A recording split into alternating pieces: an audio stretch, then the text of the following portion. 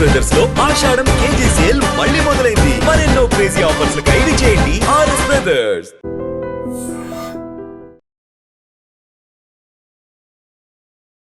ప్రభాస్ అంటే సినిమాలు చూసే యువతలో ఎంతటి క్రేజ్ ఉందో అందరికీ తెలిసిందే. ప్రభాస్ వాళ్ళది రాజుల కుటుంబం అన్న విషయం కూడా తెలిసిందే. ప్రభాస్ పెదనాన్న కృష్ణన్ రాజు సినిమా రాజకీయ రంగాల్లో ఎంతటి పేరు సంపాదించుకున్నారో కూడా తెలిసిందే. ఆయన తన బాల్యం గురించి ఏది దాచకుండా చెప్పేవారు.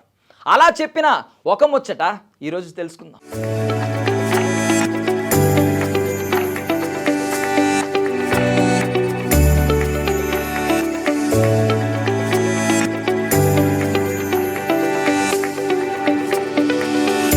ఎంతటి గొప్పవారైనా బాల్యంలో తుంటరి పని చేయడం, తన్నులు తినడం మామూలే కదా. అలాంటిదే కృష్ణంరాజు విషయంలోనూ జరిగింది. ఈ విషయాన్ని కృష్ణంరాజు తన ఆత్మకథలో రాసుకున్నారు. కృష్ణంరాజు వెస్ట్ గోదావరి జిల్లా మొగల్తూరులో 1940 జనవరి 20న ఉప్పలపాటి వీర వెంకట సత్యనారాయణ లక్ష్మీదేవి గారులకు జన్మించారు. కృష్ణంరాజు పూర్తి పేరు ఉప్పలపాటి చిన వెంకట కృష్ణంరాజు. అయితే పేరు పెద్దగా ఉందని ఆయనే సొంతంగా పేరును ఎడిట్ చేసుకున్నారు. చదువు విషయానికి వస్తే మొగల్తూరు, నర్సాపూర్ తదితర ప్రాంతాల్లో జరిగింది. వాళ్ళది రాయల్ ఫ్యామిలీ కావడంతో చిన్నప్పటి నుండి రాయల్గానే ఉండేవారు.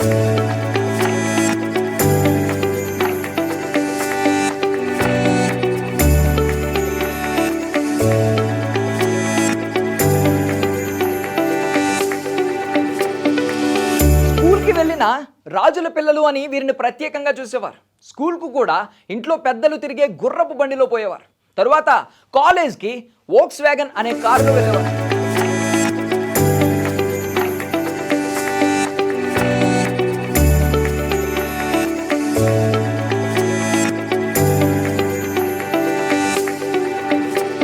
ఇక అసలు విషయానికి వస్తే మంచి వయసులో మన రాజుగారు పొగరుబోతుగా ఉండేవారట.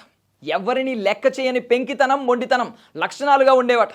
స్కూల్లో ఒకసారి నేను ఏదో అల్లరి పని చేస్తే ప్యూన్ వచ్చి హెడ్ మాస్టర్ గారు రమ్మంటున్నారు అని చెబితే నేను ఆయన్నే రమ్మను అని బిరుసుగా తల పొగరుగా సమాధానం ఇచ్చాను అని చెప్పారు.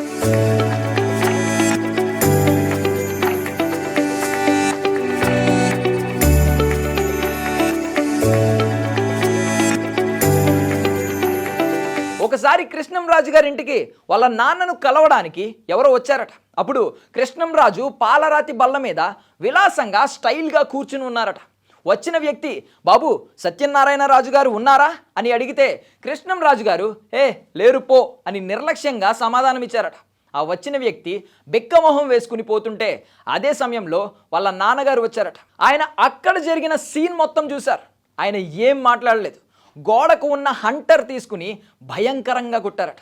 అలా కొడుతున్న సమయంలో రాజుగారి అమ్మమ్మ వెళ్ళి అడ్డుకుంటే పనిలో పనిగా ఆమెకు కూడా హంటర్ దెబ్బలు తగిలాయట.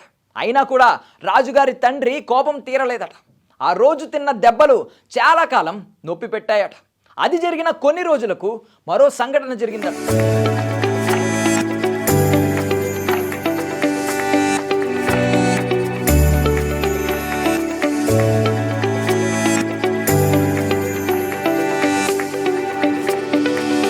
ఏంటంటే అసలు బూతు మాటలు కూడా వినబడిన ఆ ఇంట్లో కృష్ణంరాజు గారి అన్న కొడుకును మాటల్లో పోరా లా కొడక అని తిట్టాడట. అప్పటి వరకు అలాంటి మాటలు వినపడని ఆ ఇంట్లో ఇలాంటి మాట వినపడగానే ఇక్కడుంటే స్నేహితులతో కలిసి చెడిపోతాడని కాకినాడ వద్ద గల పెద్దపురప్పాడులో గల తన పిన్ని ఇంటికి పంపించారట. అక్కడికి వెళ్ళిన తర్వాత కృష్ణంరాజులో పెను మార్పు వచ్చిందట. అక్కడ పరుషంగా మాట్లాడడం కాదు కదా, పిరికిగా తయారయ్యారట. అందుకే ఒక ఊరి రాజు మరొక ఊరిలో పశువుల కాపరితో సమానమన్నారు అని తన బాల్యం గురించి గుర్తు చేసుకున్నారు కృష్ణంరాజు తన ఆత్మకథ.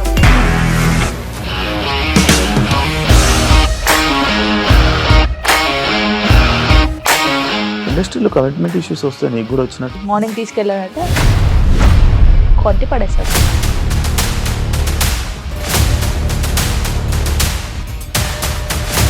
ఒక్కళ్ళు కూడా చూడలేదు ఈ సినిమా అని చెప్పడానికి కూడా చాలా ధైర్యం కావాలి. అది నిజం కదా, దాంట్లో ధైర్యం ఏంటి? ఇది నెక్స్ట్ డే ప్లేట్ మార్చేస్తే తప్పు కదా. As of now we are comfortable this అని నేను అనుకుంటున్నాను. రష్మిక గారిది మీది ఒకే ఊరు అంట కదా?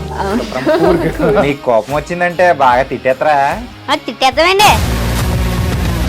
నిజంగా గేమ్ ని ఎలా చేంజ్ చేయగలిగారు? ఏపీఎస్ఎఫ్సి వాళ్ళకి 6 నెలల్లో నేను 6 లక్షలు కట్టా. బిజినెస్ చేయాలనుకుంటే it is as difficult as riding a tiger.